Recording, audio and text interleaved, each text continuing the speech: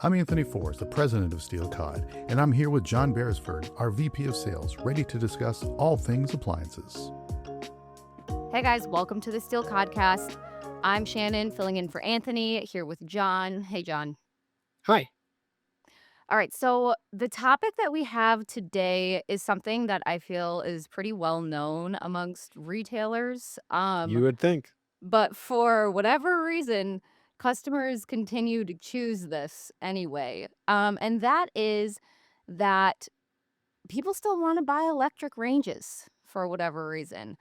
And, there's still all over the top 100 ranges sold according to the Steel Cod Power Index.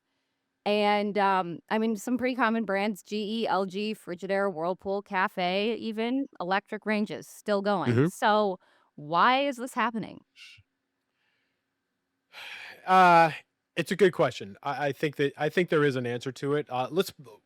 We can all be honest at the same time, right? I mean, electric cooking is obviously worse, right? So we can stop dancing around that and thinking that it's making some push back into the public spotlight. It's not, right? Because we already know definitively that gas cooks better and induction cooks better. It's faster, it's more responsive, it's better control, it's a better overall experience in cooking, and everybody knows it at this point, right? The industry knows it, customers even know it, and yet, the reporting from the Power Index is still flooded, as you said, with all of these electric range models that are still in the conversations today. And to me, I think that that should bother manufacturers way more than it probably even does, right? Because we've talked ad nauseum about induction being the next greatest thing. I mean, we've done a ton of talking on it just recently, had guests on and all that kind of stuff that support it and just know that it's the wave of the future and the opportunities and all of it. Yet, this is still showing up in these conversations at a pretty high clip, right? I mean, the appliance industry has already decided that electric cooking was dead years ago, right? Electric really kind of became like that boring category that nobody wanted to talk about or even pretend that it existed anymore, right? It's nobody gets excited about it. Salespeople, kind of get to the point on the floor where they almost apologize for it if a customer says, "Oh, I have to go with electric." Like, "Oh, I'm sorry," like it's some big thing, right? I mean, and the industry just assumes that customers are just going to eventually graduate from it as a category, right? And just meanwhile, customers are still showing up every day asking about it anyways. And I think that's really where the disconnect is and where I think it becomes still an interesting conversation today. And honestly, I think it exposes kind of one of the biggest blind spots in the appliance industry right now. Manufacturers assume that customers are just constantly after this top end performance upgrade, right? Almost like the same way that they've convinced, and rightfully so, appliance salespeople, right? People in the industry, that performance upgrades are the way to go, and that you should be constantly striving to get more performance out of it, and all that kind of stuff. And the truth of this is that customers aren't really truly taking the bait, at least not the way that they expect them to. So I guess what is it then that the industry keeps getting wrong when we're positioning ranges for people? How is it that with all this knowledge, we're still landing on an electric range? Yeah, you know what I think it is I think the appliance industry, when they hear induction or they hear gas, like automatically the first words that pop into our ears are performance, right? Or performance related in some way, shape, or form. And with customers still today, even though it's been around and a topic of conversation for a while, I think that there's a huge contingent of customers up there that still equate that to disruption in some way. I think that's really the entire conversation, right? Because we're after better simmer and better responsiveness and faster boil times and precision cooking and all of these things. And a customer is hearing like, oh, like new pans, oof, electrical upgrades, different cooking behaviors altogether. Oh, and there's a learning curve here. It might even be a higher price point, right? And then they start those seeds of doubt start going in with those questions, right? Hey, what if I hate this? Or what if my spouse hates this? Or what if I regret this purchase, right? It's a totally different conversation at that point. And the industry keeps assuming that customers are evaluating cooking like the appliance enthusiasts within the industry and the channel do, right? And the vast majority of people that are out there don't. Most people are not trying to optimize their cooking performance, right? They're trying to, you know, prevent their dinner from turning into some sort of a science experiment, right? And that's the part that I think we just keep missing as an industry, is just how long it takes a customer base as a whole to really gravitate towards something that we've been screaming from the rooftops is better forever. So I think that's really where we're still working through this now. So familiarity may matter way more than people are realizing in the appliance industry. Yeah, completely. Look, and look, induction's phenomenal, right? We already talked about this. This isn't an anti-induction conversation. We're very pro-induction here. So is the industry, right? And that's the problem. Luxury induction is still, even though electric is hanging around, luxury induction is actually exploding right now for good reasons, right? But induction, people forget what induction sounds like to a normal everyday customer that doesn't have that exposure, right? Because once you live with induction for a while, you tend to normalize it. Or like us, we grew up in the industry, so we've heard about it forever, right? So we're comfortable with that conversation. Customers aren't. They don't have that same comfort level with it, right? Customers here, again, different cookware, behave differently, more responsive. It takes some getting used to. You need electrical work. All these things start to mount up.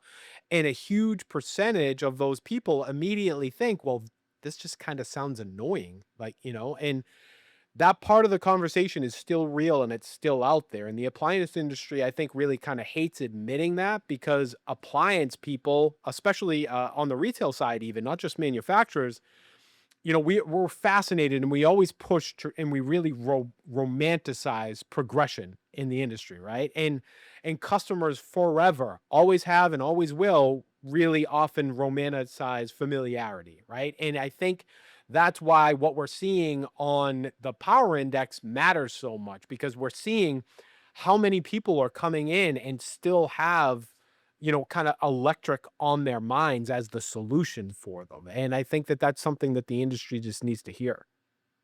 So the boringness of electric cooking has actually kind of helped it in a way. Um, yeah, I would I think so. I think from the customer perspective, you know, look, the appliance industry kind of lives inside this like appliance obsession, right? And normal people never will, right? I mean, so while we're thinking about BTUs and response times and precision and power burners and all this stuff, they're saying, can I make a dinner without it feeling more complicated than it does right now? That is real world living. And I think manufacturers dramatically kind of overestimate how many customers um really don't want to evolve their cooking behavior, because again, think of that list. Once we start, bringing into the conversation, oh, you need new cookware. Oh, it's a different heat response. Oh, it's electronics. Oh, there's new terminology here, right? There's new controls. There's new installation requirements.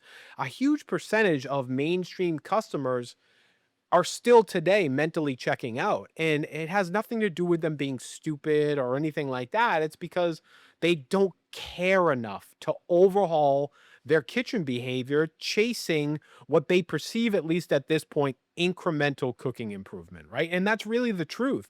And, so salespeople really just need to do a better job of really emphasizing where the wins are for that customer, not just any mainstream customer that comes in that has that curiosity and wants the conversation. It's really, the customer that's coming in that's saying, why the heck would I bother, right? And you have to be able to have a story for that too. So knowing that electric cooking is continuing to show up in the top 100 repeatedly, Mhm. what is the warning that the power index is giving to manufacturers right now? For me, I think it's really the buying public is never going to adapt and adopt things as fast as you want them to. And we've seen this in other categories in the past, but it's definitely still here. So as much as we're seeing incremental gains with induction, we never thought we'd be at this point if we had this conversation 10 years ago. We figured that Electric would be wiped off the map, wouldn't even be brought up in conversation anymore, because every responsible electric buyer would naturally go into induction in some way, shape, or forms, right? It doesn't mean they're all jumping into luxury or anything like that. But I mean, they figured that they would have it, because obviously all these mass premium brands are flooded their lines with induction too. So it's accessible to pretty much every price point at this point.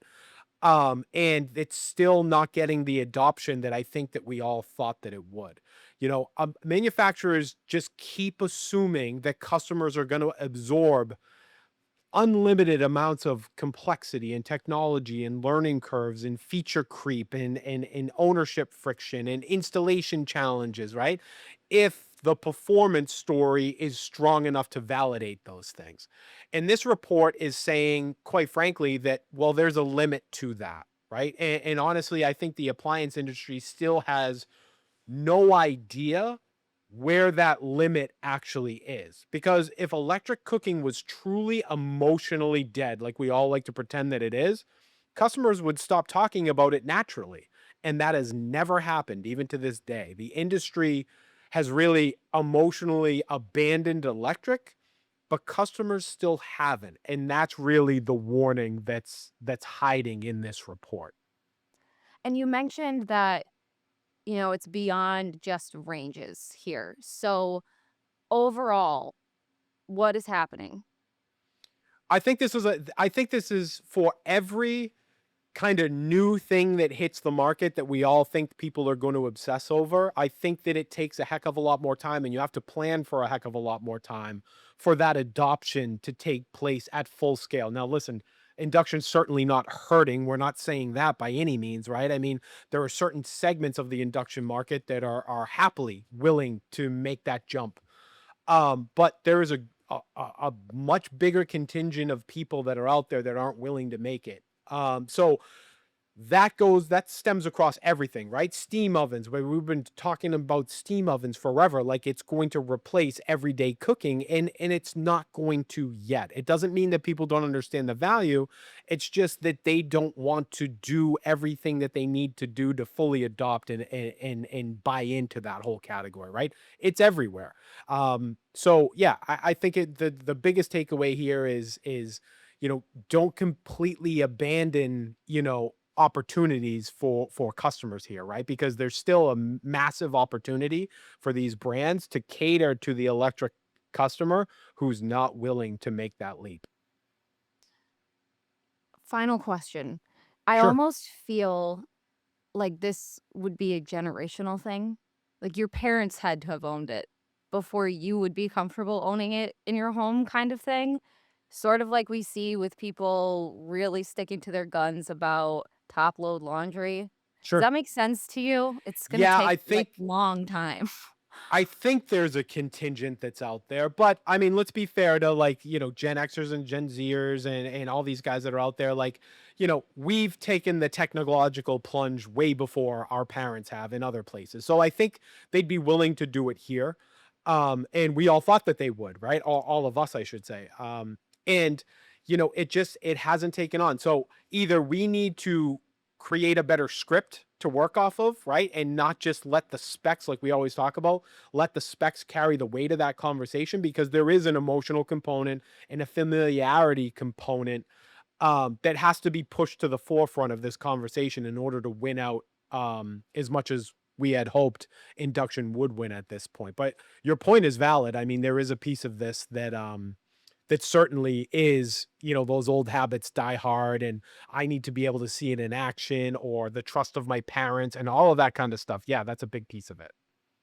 Okay, interesting. Well, you guys let us know in the comments if you are seeing this trend. Are you, are you getting sucked back into electric cooking when you're hoping your conversations will go elsewhere?